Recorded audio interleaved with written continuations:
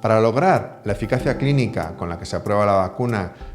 con la que la vacuna de AstraZeneca Oxford ha sido licenciada, es necesario completar la pauta vacunal. De hecho, esa eficacia del 60% se obtiene o se mide 15 días después de haber completado la pauta vacunal de 2 dosis separadas por 4 a 12 semanas. Eso no quiere decir que desde que recibimos la primera dosis de vacuna no tengamos protección clínica, y de hecho esa protección se estima que empieza a ser efectiva clínicamente transcurridas 3 semanas de esa primera dosis. De hecho, la eficacia clínica entre la primera dosis y la segunda dosis es de alrededor del 60% también, lo cual nos indica que en ese intervalo estamos protegidos, contado, como digo, a partir de las 3 semanas de haber recibido esa primera dosis. No obstante, eso no quiere decir o no nos permite extrapolar que una única dosis sea suficiente para tener esa protección clínica. Sí estamos protegidos entre dosis, contados a partir de las 3 semanas de la primera dosis, pero el 60% de eficacia clínica de forma, digamos, indefinida, o lo que dure esa protección,